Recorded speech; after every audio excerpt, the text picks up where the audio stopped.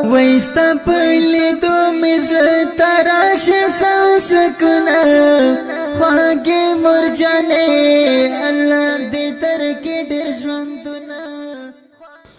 ملګرو د مور او زوی یوه ډېره حیرانونکې کیسه ده. یوې مور به خپل زوی ډېر واهو خو هغه به هېڅکله نه ژړل. څو کلونه تېر شول، زوی یې ښه پیاوړی زلمی شو. یوه ورځ یې مور ورته غوسه شوه او زوی یې ووژل. نو دا زوی یې په ژړا سو. چا ورته وویل تا په ماشومتوب کې د مور په وهلو نه ژړل، اوس په ځواني کې څنګه ژاړې؟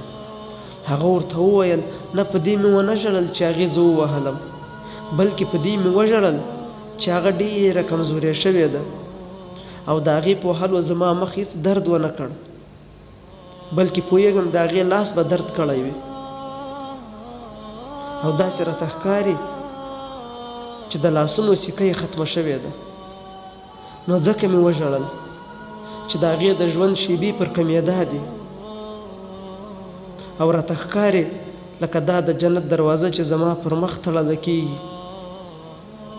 که د هر چا مور وفات شوې وي، الله تعالی جل جلاله دې وبخي، او که د هر چا مور ژوندی وي، الله تعالی جل جلاله دې ډېر او د برکت اوږد عمر ورکړي. امین ثم امین. وایي د بخت ستوری به یې روڼ وي تل تر تله، په رښتیا چې څوک د مور پلار خدمتګار وي. الله پاک جل جلاله دې موږ تاسو ټولو ته د مور او پلار د خدمت کولو توفیق راکړي. خدای تعالی دې موږ او تاسو د مور او پلار له ازار څخه وساتي. امین ثم امین. ماشه خالد وطنیار په خپلو نیکو دعاګانو کې یاد ساتئ. دا پیغام مو مخته در سره شیر کړئ. وسلام.